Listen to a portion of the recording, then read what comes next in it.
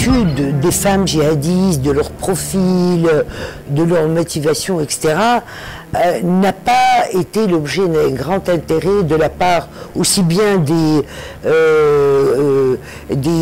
services de contre-terrorisme que de la part des analystes et des chercheurs en sciences sociales.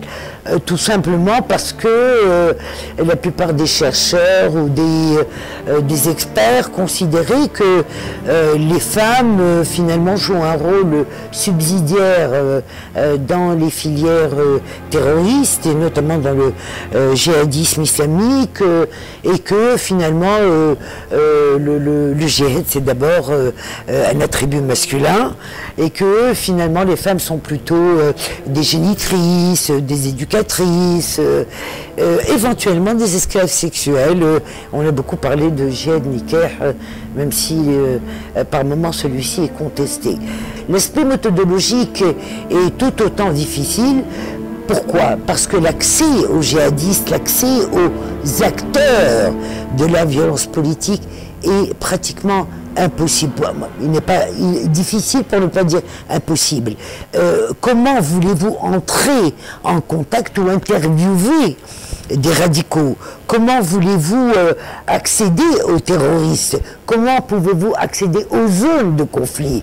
Et puis, quel type de coopération peuvent-ils apporter? Quel danger ceci constitue pour les chercheurs? Donc, ce qui se passe aujourd'hui, c'est que il y a pour les chercheurs, qu'ils soient psychologues, qu'ils soient psychiatres, sociologues, politologues, il y a une difficulté d'accès aux sources primaires du djihadisme. Il y a une difficulté réelle. Donc ce qui se passe, c'est que la plupart des chercheurs retombent ou essayent de remplacer ce contact direct par en travaillant sur des sources secondaires. C'est-à-dire quoi? C'est-à-dire on travaille sur les dossiers judiciaires et les audiences qui ont été données par les supposés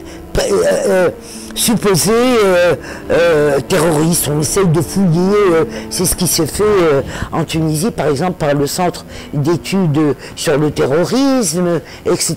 Ça, c'est un moyen. Donc, les avocats essayent d'accéder aux documents juridiques, ou judiciaires plus exactement.